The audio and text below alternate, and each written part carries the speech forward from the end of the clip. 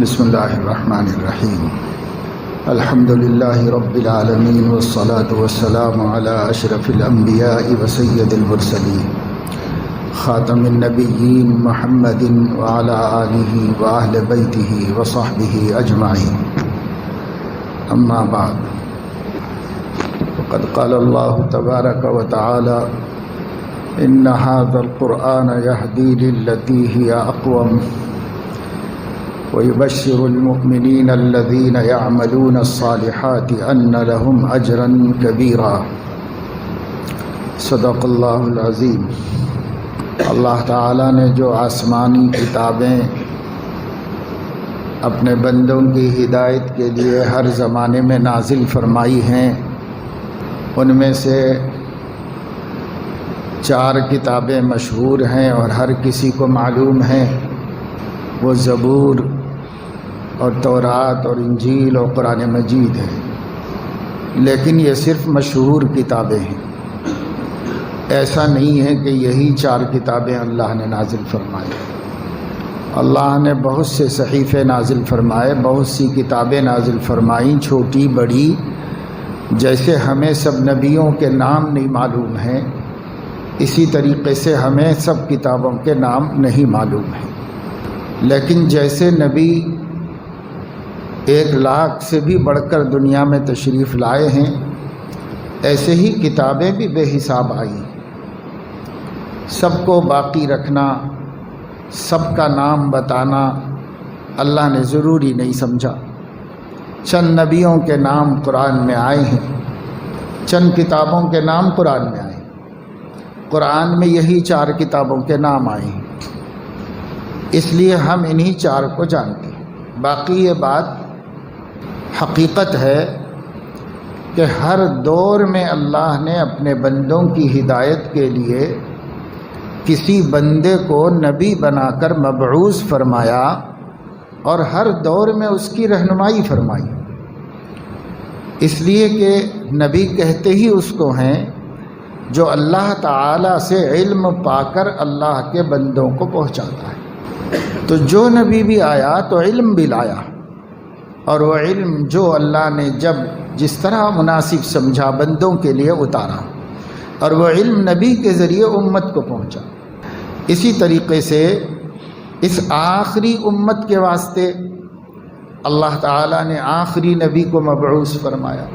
یہ سب سے بڑی امت ہے اور سب سے بھلی امت ہے، اور اس کو جو نبی دیا گیا ہے وہ سب سے بڑے نبی ہیں اور سب سے بھلے نبی ہیں، یعنی افضل الانبیاء ہیں، اشرف الانبیاء ہیں، آخر الانبیاء ہیں۔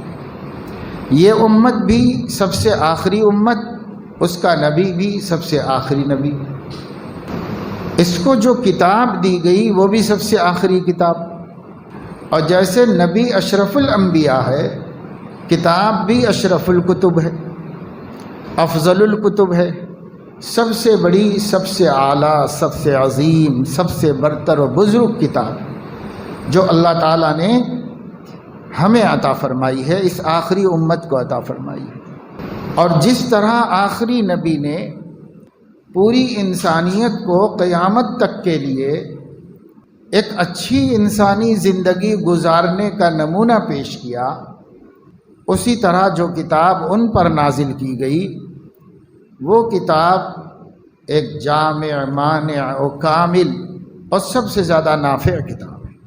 پوری دنیا کے لیے کافی ہے، ہر زمانے کے لیے کافی ہے، ہر دور کی رہنمائی اس میں کی گئی ہے۔ چونکہ قیامت تک کے انسانوں کو مخاطب کیا گیا تو قیامت تک کے احوال ملحوظ رکھ کر یہ کتاب اتاری گئی۔ ہمیں تو حالات بدلنے کے بعد معلوم ہوتا ہے کہ حالات بدل گئے، پہلے ایسا تھا اور اب ایسا ہو گیا، لیکن اللہ تعالیٰ کی یہ مجبوری نہیں ہے کہ وہ حالات کے بدلنے کے بعد حالات کو جانتے ہیں۔ حالات تو وہی بدلتے ہیں، اور حالات کب کیسے بدلیں گے یہ انہوں نے پہلے ہی طے کر دیا ہے۔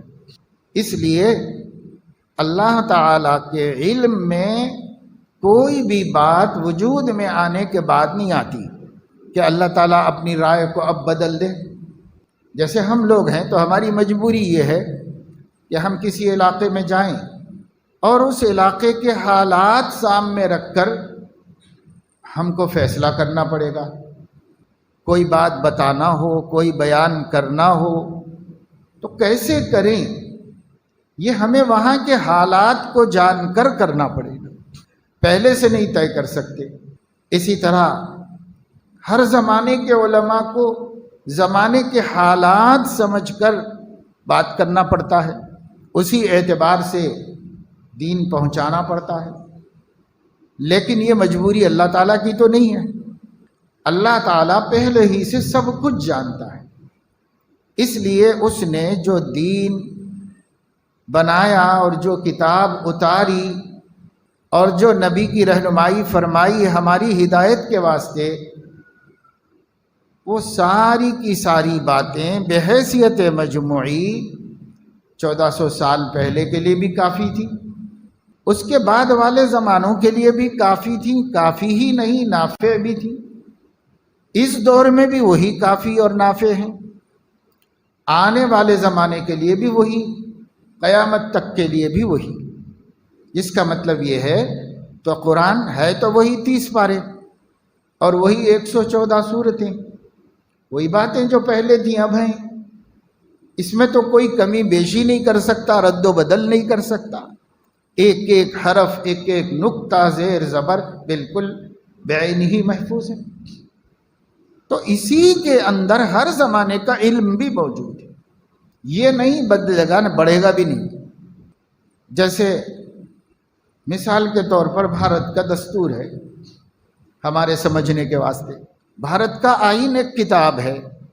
جب یہ آزاد مملکت بنی تھی اور انگریزوں سے نجات پا کر خود بھارتیوں کی حکومت بنی تھی، اس وقت میں اس آزاد مقامی حکومت کے چلانے کے واسطے کسی دستور کی ضرورت ہے، تو یہ دستور بھی بنا تھا۔ یہ دستور ہندوستان کے بڑے بڑے قابل لوگوں نے بیٹھ کر کے بنایا، کئی دفعے اس کو پڑھا گیا، غور کیا گیا، رد و بدل کیا گیا، بالآخر ایک دن اس کو اس ملک کا آئین، اس ملک کو حکومت چلانے کا دستور اور طریقہ اس کی حیثیت سے تسلیم کر لیا گیا۔ اس وقت جو حکومت بنی تھی اس نے مانا اور اسے اس ملک کا دستور ڈکلیئر کر دیا گیا۔ اب اس کو 75-80 برس ہو رہے ہیں۔ اس اثنا میں اس میں کتنے قانون بدلے؟ جو لوگ اس کتاب کو پڑھتے ہیں، قانون سے تعلق رکھنے والے، اور اگر آپ کا قانون سے تعلق نہ ہو تو آپ بھی پڑھ سکتے ہیں، مارکیٹ میں تو بھارت کا آئین ہر زبان میں میسر ہے، دستیاب ہے، ملتا ہے، کوئی بھی خرید سکتا ہے، کوئی بھی پڑھ سکتا ہے۔ آپ پڑھیں گے تو اس کے آپ کو 3 حصے ملیں گے۔ ایک وہ ہے جو فنڈامنٹل رائٹس ہے، اس ملک کے ہر شہری کو جو بنیادی حق دیا گیا ہے، وہ بنیادی حقوق پر ایک اس کا سیکشن ہے۔ دوسرے میں حکومت سے متعلق، اور پھر جو تعزیرات کے قوانین و قواعد ہوتے ہیں وہ، پھر اس کے بعد آپ کو یہ ملے گا ہر سیکشن میں کہ یہ دستور تبدیل ہو گیا، اس کی جگہ یہ آئین بنا ہے، یہ ختم ہو گیا، اس کی جگہ یہ بنا ہے، یہ ختم ہو گیا اور اس کی جگہ یہ بنا ہے۔ اس طریقے سے بس اتنے سے 7 دہائیوں میں سینکڑوں قواعد و قوانین بدل کر اس کی جگہ پہ دوسرے بنتے گئے، کیونکہ حالات بدل گئے، تقاضے بدل گئے، مسائل بدل گئے، تو بدلنا پڑا۔ جس زمانے میں جن لوگوں نے اس کو بنایا تھا تب کے حالات کی روشنی میں بنایا تھا، پھر حالات بدلتے ہیں تو احکام بدلتے گئے۔ ابھی دیکھو اس موجودہ حکومت نے اب تک کہتے ہیں کہ 260 قوانین کو غیر ضروری سمجھ کر اس میں سے ختم کر دیا، یعنی پارلیمنٹ میں بل لا کر منظور کرا کے اس میں سے نکال دیا کہ بھئی یہ غیر ضروری ہیں، یہ خالی کتاب موٹی ہو رہی ہے، اس سے کچھ کام نہیں ہے، ملک کو کوئی فائدہ نہیں ہے ان کے حساب سے، اور انہوں نے اس کو نکال دیا۔ اور کچھ نئے قوانین کی ضرورت ان کو سمجھ میں آئی، اس کے بل بنائے، پارلیمنٹ میں پاس کرایا، پھر اسے اس میں شامل کر دیا۔ تو اس طرح 70 برسوں میں سینکڑوں پرانے قوانین نکال دیے گئے، نئے قوانین شامل کر دیے گئے۔ ایسا کیوں؟ یہ پوری دنیا میں ہوتا ہے، ہمارے ہی پاس نہیں، ساری دنیا میں یہ ہوتا رہتا ہے۔ لیکن ایسا کیوں ہوتا ہے؟ یہ بندوں کی مجبوری ہے کہ وہ 100 سال کے بعد کا بھی نہیں سوچ سکتے، اس لیے موجودہ حالات کی روشنی میں کوئی ضابطہ بناتے ہیں، انسانوں کو نفع پہنچانے کا، اچھی حکومت کرنے کا، حکومت کی ترقی کا، ملک کی ترقی کا، ایسا اپنی سمجھ سے بیٹھ کے بناتے ہیں۔ اور جتنا وہ سمجھتے ہیں، ہو سکتا ہے ان کی عقل کے اعتبار سے بہت اچھا، بہت بہتر، بہت کامل سوچا ہو، سوچا بھی ہے۔ کبھی کہا جاتا تھا کہ بھارت کا آئین دنیا کے قوانین میں سب سے عمدہ اور بڑھیا قانون، اور وہ بڑھیا اس لیے تھا کہ اس کی خوبی یہ تھی کہ وہ ہندوستان میں بسنے والے تمام اقوام کی نمائندگی کرتا تھا۔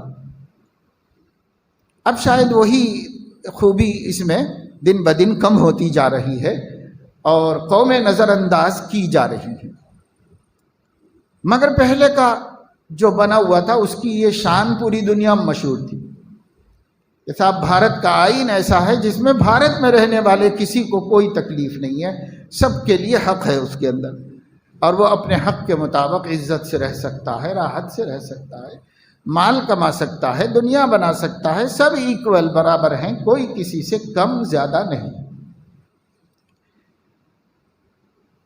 اب اس موضوع کو آپ چھوڑ دیجئے، میں آپ کو یہ بتا رہا ہوں کہ یہ جو تبدیلیاں ہوتی ہیں، یہ تبدیلیاں انسانوں کی مجبوری، پر یہ اللہ کی کوئی مجبوری نہیں ہے کہ وہ آنے والے زمانے کے بعد پھر حالات کو بدل دے، پھر آنے والے زمانے کے بعد احکام بدل دے، پھر 100 سال کے بعد احکام بدل دے۔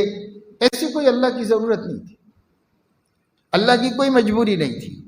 ہاں، جب اللہ تعالیٰ رفتہ رفتہ لوگوں کو بندگی کے اعلیٰ معیار کی طرف لے جانا چاہ رہا تھا تو اس کی شان ربوبیت سے وہ آہستہ آہستہ احکام میں اضافہ کر رہا ہے۔ اور جیسے ایک بچہ ہوتا ہے، وہ بچپن سے نمو اور نشو پاتا ہے، بڑا ہوتا ہے، بڑا ہوتا ہے، اور بڑا ہوتا ہے، اور بڑا ہوتا ہے، اس کی ہر عضو میں طاقت میں اضافہ ہوتا ہے اور اس کی ہر صلاحیت بڑھتی ہے، اس کا جسم بھی بڑھتا ہے، بڑھتے بڑھتے بڑھتے وہ اس ایک عمر کو پہنچ جاتا ہے اور 30 برس تک پہنچ جاتا ہے۔ اس کے بعد عام طور سے وہ اضافہ نہیں ہوتا، اس کی پرسنالٹی ویسی بن جاتی ہے، اب اتنی ہی بن جاتی ہے۔ ہاں، خارجی چیزیں بڑھیں گی، علم بڑھ سکتا ہے، تجربہ بڑھ سکتا ہے، یہ خارجی چیزیں ہیں، لیکن اس کی اپنی ذات ایک جگہ پہ جا کے رک جاتی ہے، پھر وہاں سے وہ اضافہ نہیں ہوتی، اب کچھ عرصے کے بعد وہ ڈھلنے لگتی ہو، گرنے لگتی۔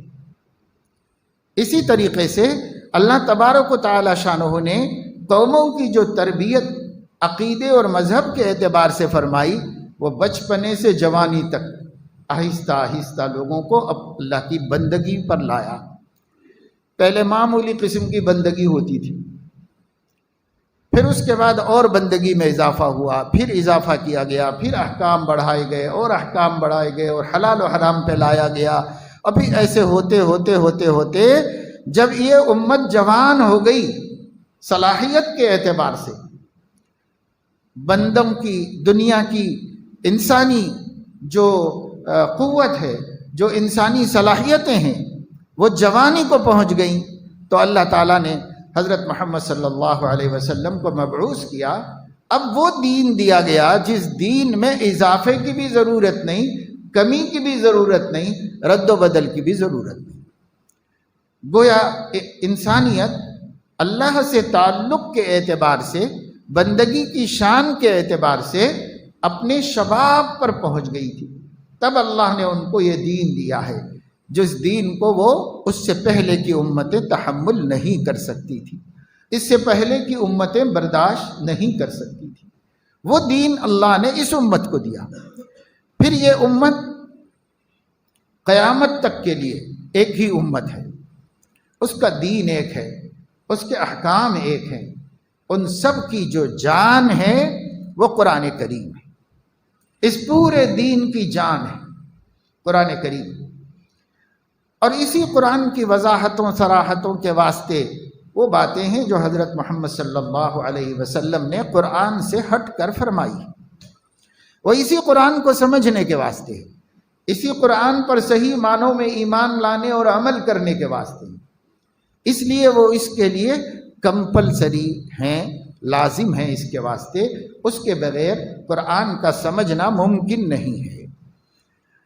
تو حدیث تو قرآن کے تابع ہے، سنت جو حضور علیہ السلام کی سنت ہے وہ قرآن ہی کے تابع ہے، اور قرآن سے ایسی چمٹی جڑی ہوئی ہے کہ آپ اس کو الگ کر کے نہیں دیکھ سکتے، وہ اسی کے ساتھ جڑی ہوئی ہے، اسی کے ساتھ لگی ہوئی ہے۔ اسی کتاب کو سمجھنے کے واسطے حضرت علیہ السلام کی سنتیں، اس لیے یہی دو چیزوں کو ملا کر آپ دنیا میں چھوڑ گئے۔ ترکت فیکم امرین لن تضلوا ما تمسکتم بہما، دونوں سے جب تک چمٹے رہو گے تب تک تم بھٹک نہیں سکتے، یعنی ہدایت پر رہو گے یہ نہیں فرمایا، یہ ضمانت دی کہ بھٹک نہیں سکتے،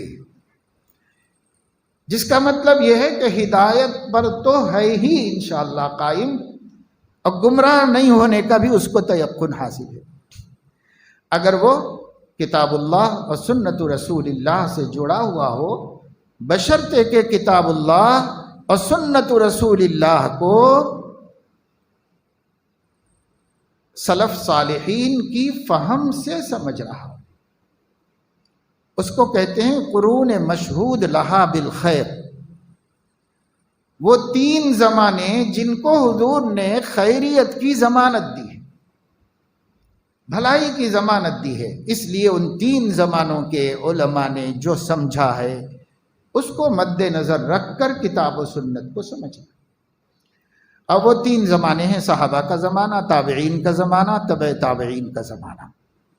خیر القرون قرنی ثم الذین یلونہم ثم الذین یلونہم، صحیح بخاری میں ہے، مختلف الفاظ میں ہے، خیر الناس قرنی ثم الذین یلونہم ثم الذین یلونہم، میرا زمانہ، میرے بعد والا زمانہ، اور میرے بعد والا ان کے بعد والا زمانہ، یہ تین زمانے، ان تین زمانوں کو اسلامی اصطلاح میں قرون مشہود لہا بالخیر کہا جاتا ہے۔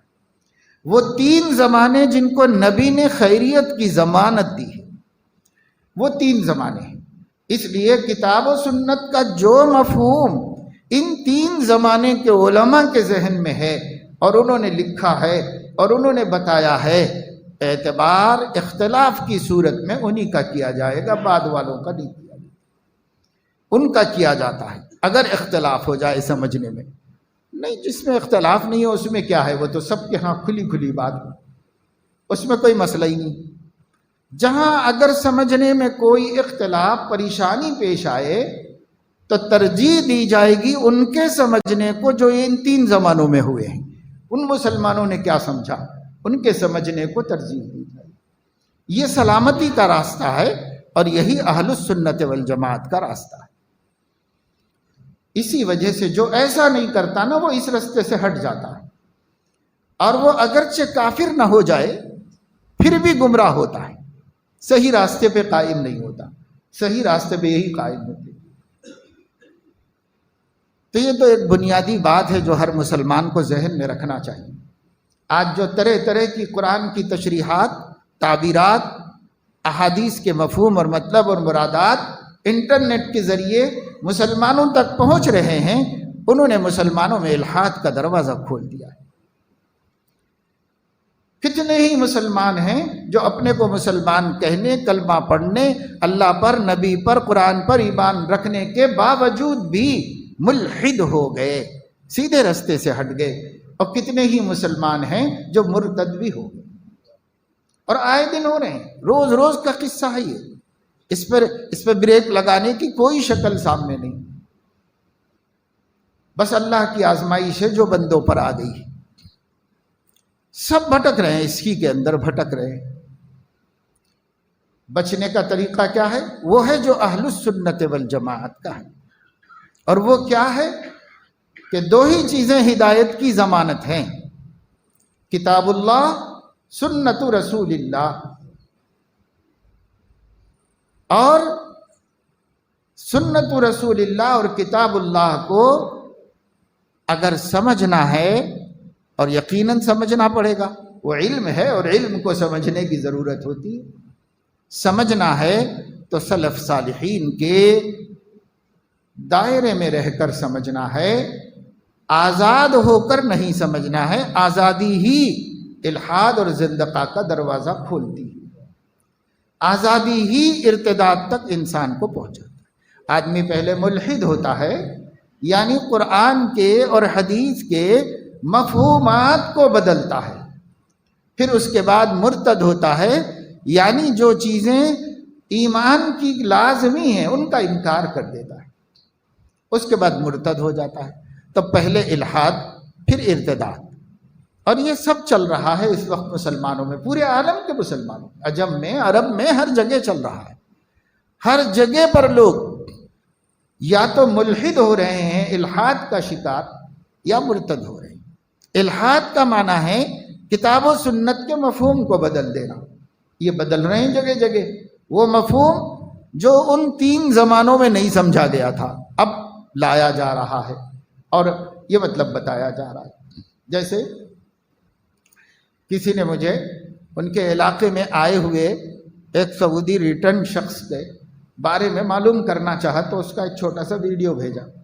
تو بستر پہ بیٹھا ہوا ہے، نہ شکل نہ شباہت، کچھ بھی نہیں، جس سے کچھ تو دین ذرا بو بھی نہیں آ رہی کہ دین جانتا ہوگا، ایسا سمجھ میں بھی نہیں آ رہا ہے. اور وہ یہ کہہ رہا ہے کہ میری کلاس میں جڑ جاؤ اور میں جو صحیح دین ہے وہ آپ لوگوں کو بتاؤں گا. اس وقت دنیا میں کوئی عالم بھی نہیں بتا رہا ہے، کوئی بھی نہیں بتا رہا، کوئی مسلک والا نہیں بتا رہا ہے، کوئی مذہب والا نہیں بتا رہا ہے. سب لوگ دین کو چھپا دیے ہیں، میں صحیح دین آپ لوگوں کو بتاؤں گا. اس لیے میری کلاس میں جڑ جاؤ. میں آپ لوگوں کو عربی زبان بھی سکھا دوں گا، میں آپ لوگوں کو خود ہی قرآن حدیث بتا دوں گا، اور خود ہی آپ لوگ مجتہد بن جاؤ گے، خود ہی محقق بن جاؤ گے، چاہے وہ کسی بھی سطح کا ہو. کوئی شرط نہیں ہے، سب آ سکتے.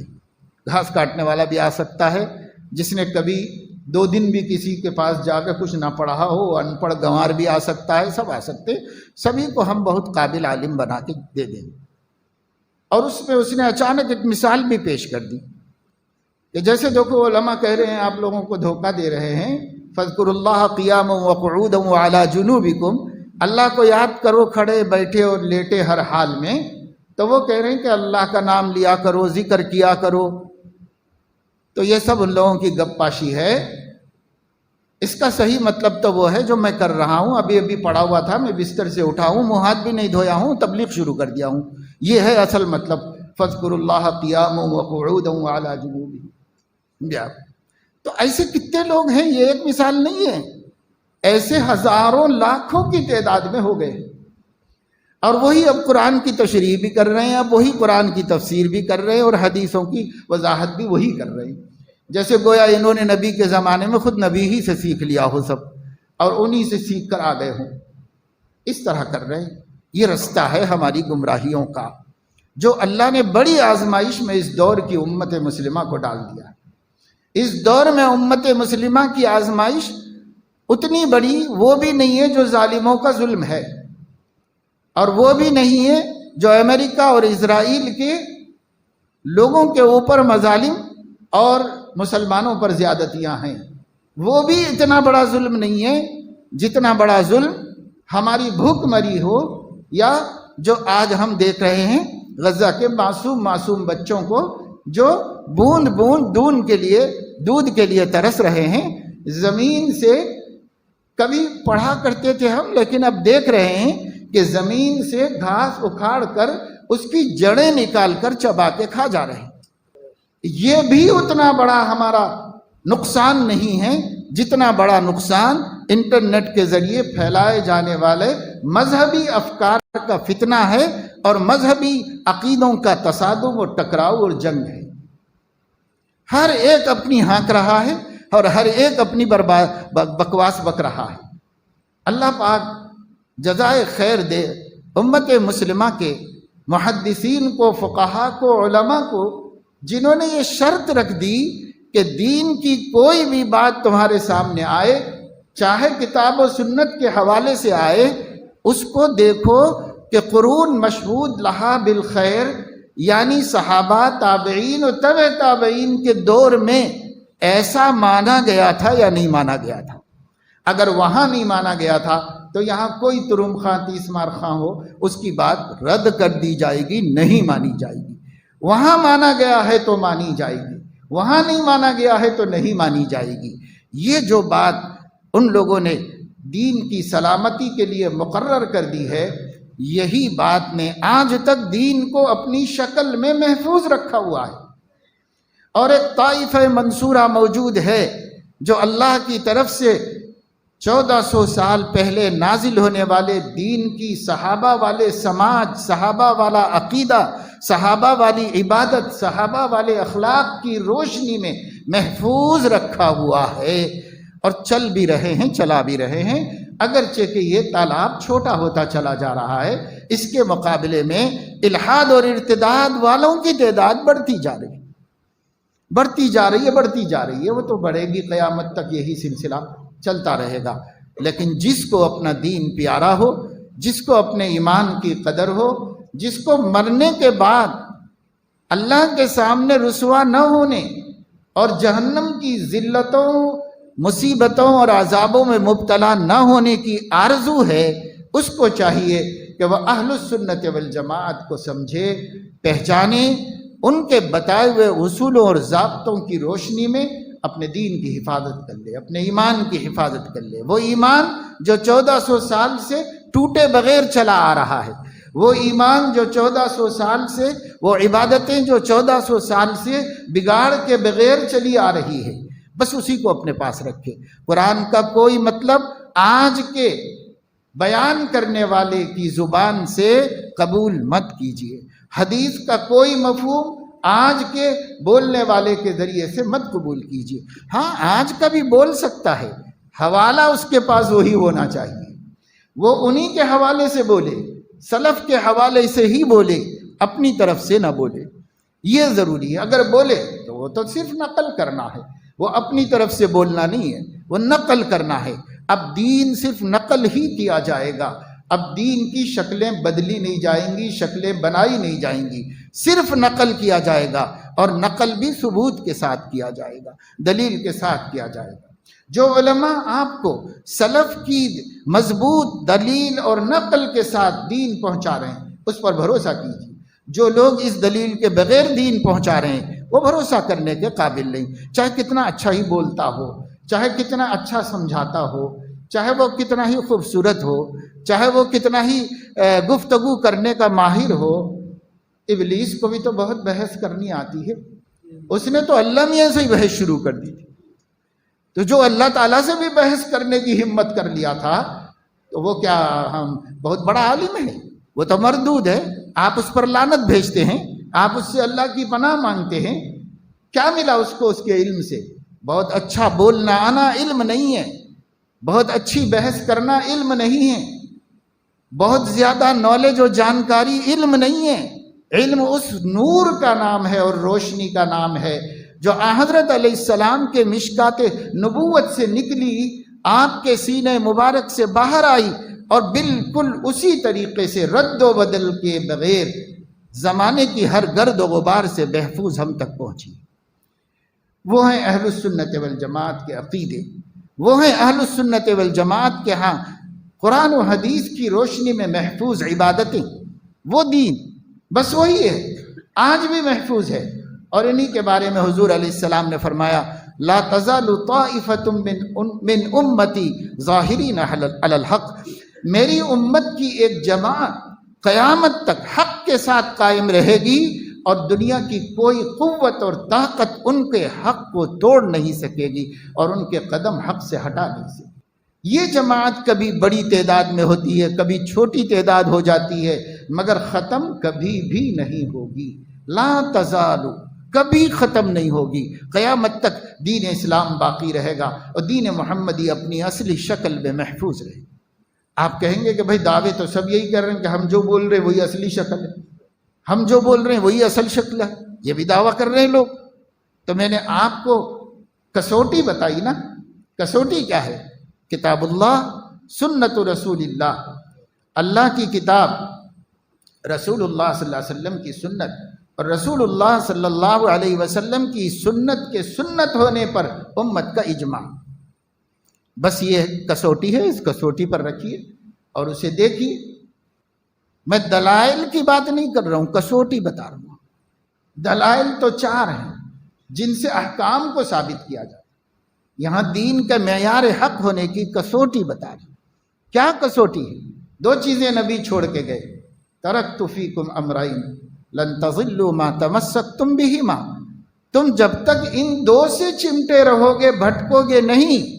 کتاب اللہ و سنت رسولہ، اللہ کی کتاب اور اس کے رسول کا طریقہ حیات جس کو ہم سنت کہتے ہیں، کتاب اللہ اور سنت رسول اللہ، یہی 2 چیزیں چھوڑ کے گئے ہیں۔ یہی 2 چیزیں ہر زمانے میں ہیں، لیکن اس کے ساتھ اپنی عقلیں جوڑ لی جا رہی ہے، اپنی عقلیں جوڑی جا رہی ہے، اور اس اپنی عقل کی پیداوار کو کتاب اللہ کہا جا رہا ہے، اور اس اپنے سمجھے ہوئے کو سنت رسول اللہ کہا جا رہا ہے۔ تو اس سے کیسے بچیں گے؟ اس سے بچنے کا طریقہ یہ ہے کہ سلف سے آزاد مت ہو جائیے۔ خیر القرون میں لوگوں نے اس آیت کا کیا مطلب سمجھا تھا؟ خیر القرون کے لوگوں نے اس حدیث کا کیا مطلب سمجھا تھا؟ اس آیت پر عمل کیسے کیا تھا؟ اس حدیث پر عمل کیسے کیا تھا؟ اللہ کے اس حکم کو کیسے پورا کیا تھا؟ ان لوگوں نے کیسے پورا کیا تھا؟ وہی ہمارے لیے مضبوط دلیل ہے، وہی ہمارے لیے بھٹکنے سے بچنے کا محفوظ راستہ ہے۔ تو اب اس سے آزاد ہو گئے ہیں لوگ، بلکہ باقاعدہ آزاد کرا رہے ہیں اور کہہ رہے ہیں کہ ہم کو کسی کی ضرورت نہیں ہے، ہمارے پاس کتاب اللہ ہے، کافی ہے ہمارے پاس۔ بعض لوگ تھوڑا آگے بڑھے تو کہہ رہے ہیں کہ ہمارے پاس سنت رسول اللہ ہے، حدیث ہے، بس کافی ہے ہمارے لیے، یہ کہہ رہے ہیں، اور یہ کہہ کر خود بھی بھٹک رہے ہیں اور امت کو بھی بھٹکا رہے ہیں۔ کتاب اللہ اور سنت رسول اللہ اصل ہے، لیکن کتاب و سنت کی فہم ہر شخص کی معتبر نہیں ہے، خیر القرون والوں کی معتبر ہے، کیونکہ وہ نبی کے زمانے سے قریب ہے۔ ان میں کہ ایک طبقے نے نبی کو آنکھوں سے دیکھا ہے، دوسرے طبقے نے نبی کے تربیت یافتہ لوگوں کو اپنی آنکھوں سے دیکھا ہے، اور تیسرے طبقے نے ان کو دیکھا ہے، اور اس زمانے تک دین نہ بگڑنے کا حضور کو اطمینان تھا۔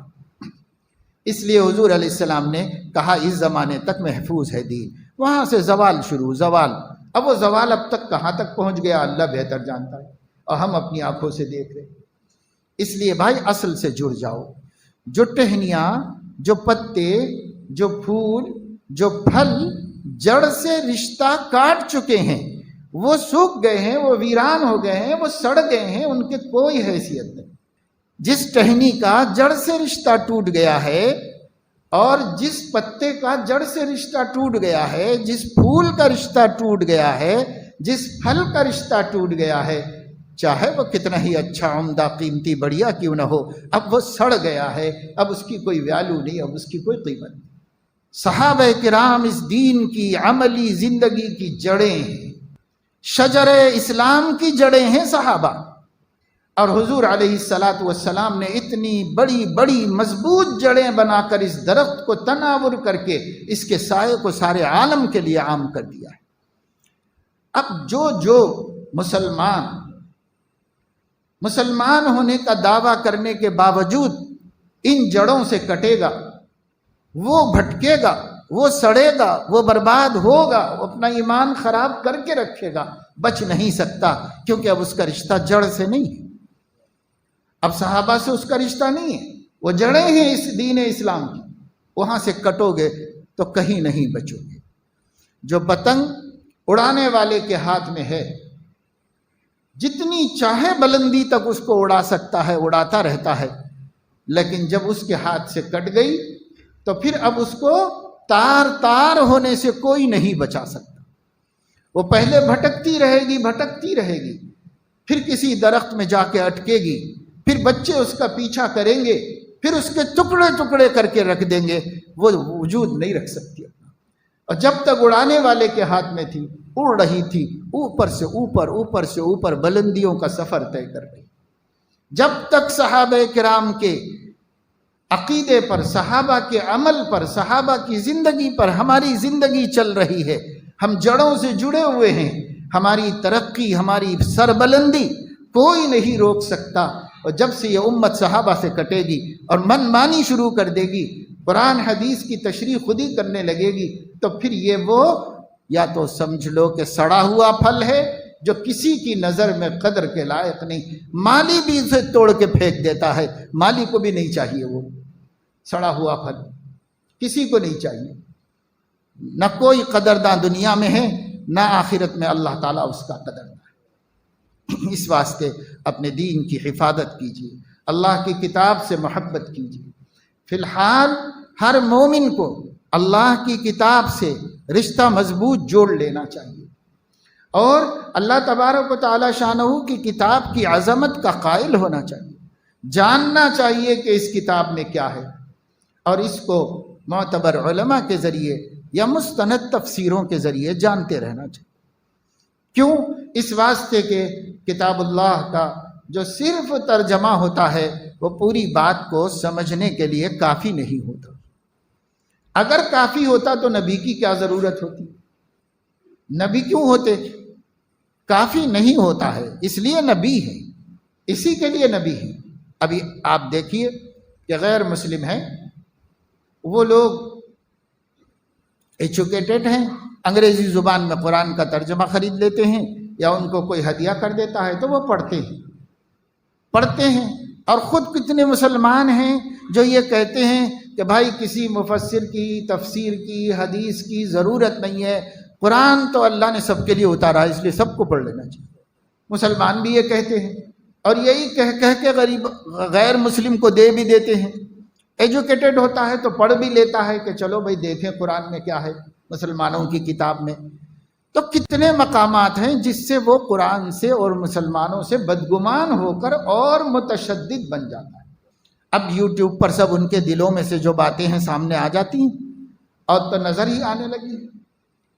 اب جیسے اس وقت میں جو مجاہدین فلسطین کے اپنے اسٹیٹمنٹ دیتے ہیں تو اس میں قرآن کی آیتیں پڑھتے ہیں، وہ ساری دنیا میں پھیل رہی ہیں، آگے پیچھے کسی کو نہیں معلوم۔ ان لوگوں کو تو معلوم ہے کیونکہ وہ مسلمان ہیں، وہ آیت کو بھی جانتے ہیں، آیت کا مفہوم اور معنی بھی جانتے ہیں۔ لیکن اگر غیر مسلم سنے گا قاتلوہم یعذبہم اللہ بایدیکم ویخزہم وینصرکم علیہم ویشفی صدور قوم مؤمنین ویذہب غیظ قلوبہم، اگر یہ کہا تو ایک ہی بات ان کو سمجھ میں آئے گی، دیکھو قرآن سکھا رہا ہے کہ ہم لوگوں کو مارو، جینے مت دو، ہم کو چین سے مت رہنے دو، قرآن یہ سکھا رہا ہے ان لوگوں کو۔ اسی وجہ سے مسلمان سے ہم کبھی چین سے نہیں رہ سکتے، کبھی بھروسہ نہیں کر سکتے، اس لیے کہ ان کی کتاب کہہ رہی ہے کہ مارو مارو مارو، ذلیل کرو، یہ کہہ رہی۔ تو اب جب قرآن ایسا پڑھیں گے تو کیا سمجھ میں آئے گا بھائی؟ ایسے تو دنیا کی کسی کتاب کو نہیں سمجھ سکتے۔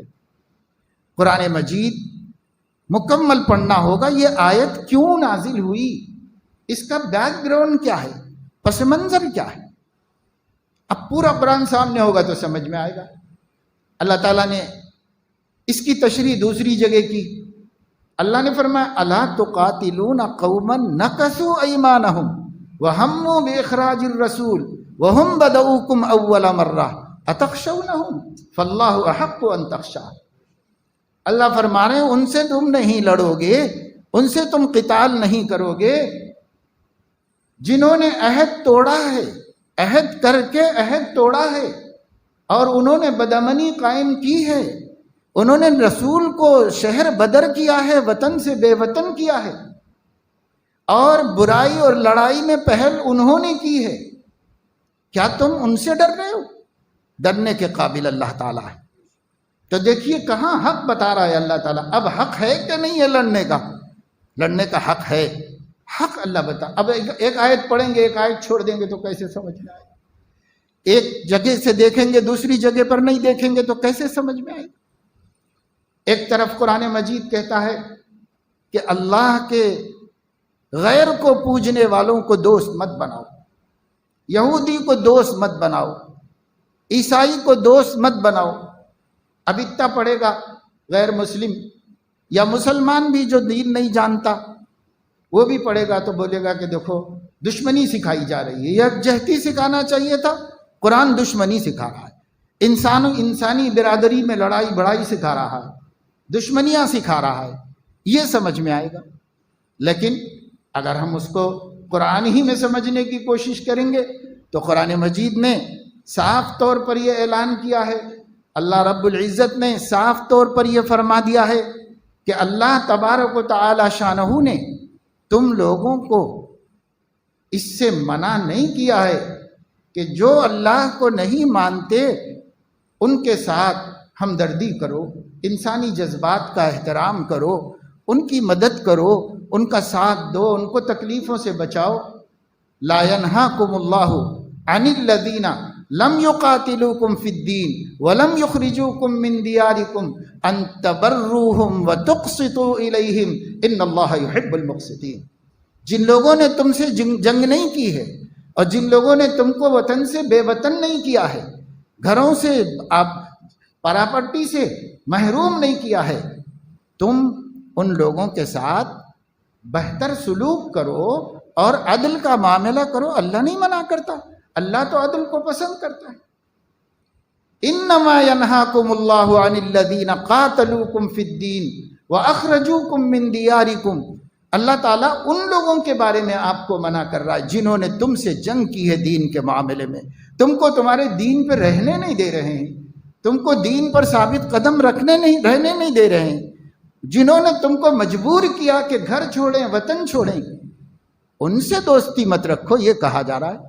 تو دنیا میں کون رکھتا ہے بھائی اپنے دشمن سے دوستی؟ دنیا میں کوئی بھی نہیں رکھتا. یہی ساری تعلیمات اگر آپ مذاہب کا تقابلی مطالعہ کر کے دیکھیں گے تو آپ کو ملے گی کہ ہندوستان کا جو سب سے قدیم مذہب کہلایا جاتا ہے، اس مذہب کی جو کچھ بھی باقیات ہیں، جو کتابیں اب بھی موجود ہیں ہندو دھرم سے جان جوڑ کر کے، اگر اس کا بھی مطالعہ کریں گے اس میں بھی جنگیں ہوئی ہیں، اس میں بھی بے تحاشا گردنیں کاٹی گئی ہیں، اس کے اندر بھی اس کے احکامات موجود ہیں. تو وہ جس کے لیے ہیں ایسا ہی اسلام میں ایسے لوگوں کے لیے یہی حکم ہے. جو امن نہیں چاہتا، جو بدامنی چاہتا ہے، جو ظلم چاہتا ہے، اس کے لیے ہر دنیا کا ہر عقل مند ایک ہی بات کہتا ہے. اسلام بھی وہی بات کہتا ہے. بہرحال ہمیں جاننے کی ضرورت ہے کہ اللہ نے قرآن مجید میں ہماری کیا رہنمائی فرمائی ہے. ہم خود بے خبر ہیں، دوسروں کو کیا بتائیں گے؟ ہمیں خود نہیں معلوم کہ یہ احکامات کی کیا حیثیت ہے. ہم ٹی وی پہ سن کے جانتے ہیں، ہم یوٹیوب کے کلپس دیکھ کے جانتے ہیں کہ صاحب دیکھو قرآن میں کون سی آیت ہے، بھئی یہ آیت ہے، یہ آیت فلاں شخص پڑھ کے سنا رہا ہے، فلاں ہندو، فلاں کافر، فلاں.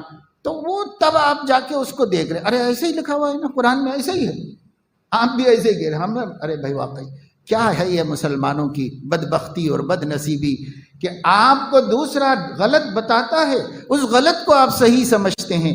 آپ میں اتنا دم نہیں ہے کہ اپنے دین کو خود صحیح سمجھ کر دوسروں کی غلط فہمی کو دور کر سکیں. اتنا آپ کے پاس صلاحیت نہیں، شوق بھی نہیں، دلچسپی بھی نہیں.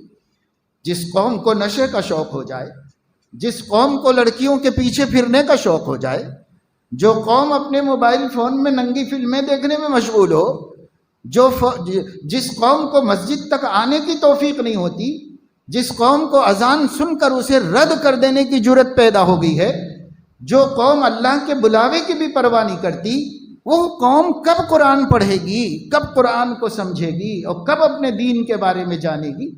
اسے کیا شوق ہے؟ ابھی ہماری زندگی افراتفری میں گزر رہی ہے، انتہائی بیہودہ زندگی گزر رہی ہے. ایک زندہ قوم کی علامت نہیں ہے کہ اس کے جوان بازاروں میں، مارکیٹوں میں، پارکوں میں، تفریح گاہوں میں اور ہوٹلوں میں اور پان کے ڈبوں میں اور رات بھر ہوٹلوں میں گپاشی کرنے میں، سامنے سے شٹر ڈال کے پیچھے سے سب مسلمان ہوٹلوں میں بھرے ہوئے۔ کیا کرتے ہیں بھائی؟ وہ کیا باتیں ہیں جن باتوں میں آپ اپنی زندگی لگا رہے ہیں؟ کیا وہ ملت کے لیے کوئی فائدے کی باتیں ہیں؟ کیا وہ قوم کے نفع کے مشورے ہیں؟ کیا اس سے کسی غریب کی مدد ہو رہی ہے؟ کیا اس سے یتیموں کا مسئلہ حل ہو رہا ہے؟ وہ کیا باتیں ہو رہی ہیں رات بھر ہوٹلوں کے اندر، اڈوں پر بیٹھ کر؟ کیا ہو رہا ہے؟ دل تڑپتا ہے مسلمان نوجوانوں کی صورتحال کو دیکھ کے۔ کیا کریں گے مستقبل میں اگر مصیبت کی گھڑی آئی تو؟ یہ پسند ہے مسلمانوں کی، یہ شوق ہے اس محمد الرسول اللہ کی امت کے شوق ہیں، یہ کیا ہم کر رہے ہیں؟ اللہ تعالیٰ فرما رہے ہیں قرآن مجید کے اندر، لا خیر فی کثیر من نجواہم الا من امر بصدقۃ او معروف او اصلاح بین الناس۔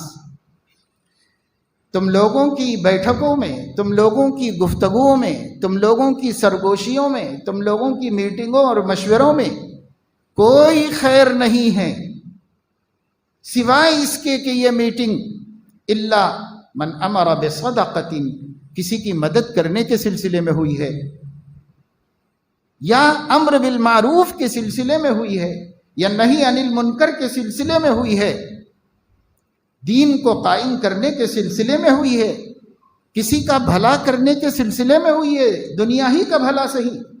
اتنی محفلوں کو، گفتگوؤں کو چھوڑ کر لا خیر فی کثیر من نجواہم، تمہاری گفتگوؤں میں، سیٹنگ میں، میٹنگ میں کوئی خیر نہیں، کوئی خیر نہیں۔ بیٹھ کے کرتے کیا ہو؟ اس کی غیبت، اس کی غیبت، اس کی برائی، اس کی برائی، لطیفے، ہی ہا ٹھٹا۔ وَلَا تُكْسِرِ الضِّحْكَ فَإِنَّ كَثْرَةَ الضِّحْكِ تُمِيتُ الْقَلْبَ، آقا نے فرمایا زیادہ ٹھٹا مت کرو، زیادہ ٹھٹا دلوں کو مردہ کر دیتا ہے۔ ہمارے دل مردہ ہو گئے، ہمیں کسی کی تکلیف کا احساس نہیں، دل مردہ ہو گئے۔ کیوں؟ ٹھٹوں کی محفلوں میں بیٹھتے، ٹائم پاس کر رہے ہیں، ٹائم پاس کر رہے ہیں۔ اور تھوڑا بہت جن لوگوں کو دین کا ذوق ہے، تو ایک بات کی طرف میں مسلسل توجہ دلا رہا ہوں، اور سبھی کو، ایسا نہیں کہ کسی خاص آدمی کو، سب کو دلا رہا ہوں، اور وہ یہ ہے کہ ذرا غور کر کے دیکھو، جو تھوڑا بہت اس زمانے میں دین کا شوق ہے وہ بھی دین کے اختلافی مسائل میں ہے، دین کے اجماعی مسائل میں کوئی شوق نہیں، کوئی دلچسپی۔ ساری بخاری میں وہی روایتیں ہیں جو جھگڑا کرنے کے واسطے ہیں، ساری مسلم میں وہی چند روایتیں ہیں جس سے آپس میں نفرتیں پیدا کرو، ایک دوسرے سے منہ پھیر لو، ایک دوسرے کو سلام کلام بند کر دو۔ دین کے نام پر ان چند روایتوں میں، جس میں اس پہ بھی عمل ہو سکتا ہے، اس پہ بھی ہو سکتا ہے، اس پہ بھی ہو سکتا ہے، لیکن اس کو لے کر آپس میں جھگڑا، نفرت، دوریاں، تعصب اور حقد، کینہ، سب کچھ پیدا ہو رہا ہے۔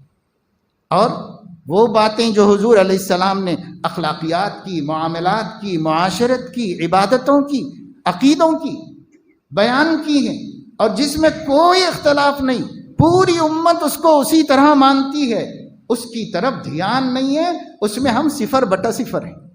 نہ معاملات ہمارے شریعت کے مطابق ہیں، نہ معاشرت ہماری شریعت کے مطابق ہے، نہ اخلاق ہمیں خلق محمدی کے سانچے میں ڈھلے ہوئے ہیں۔ حدیثیں بھری پڑی ہیں، لیکن ہم کو حدیث اس کے لیے نہیں پڑھنا ہے، ہم کو حدیث اختلافی مسئلے میں اپنے کو مضبوط کرنے کے لیے پڑھنا ہے۔ لا حول ولا قوت الا باللہ۔ اولاً تو دین ہی نہیں اس ملت میں، اور جہاں دین ہے وہ لڑنے کے واسطے ہے، متحد ہونے کے واسطے نہیں ہے، محبت کرنے کے واسطے نہیں ہے ایمان والوں کے ساتھ، بلکہ نفرت کرنے کے واسطے۔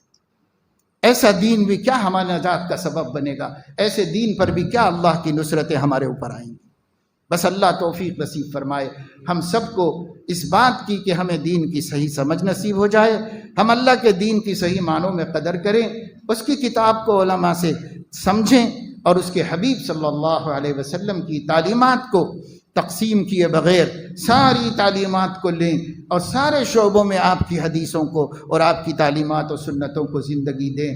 یہ کر لیں گے تو انشاءاللہ عالمی دشمن اور ملکی دشمن کوئی بھی آپ کے مقابلے میں ٹک نہیں سکے گا، بشرطے کہ دین ہماری زندگی میں ہو اور یہ دین لڑنے کے واسطے نہ ہو، یہ دین ملنے کے واسطے ہو اور جڑنے کے واسطے ہو۔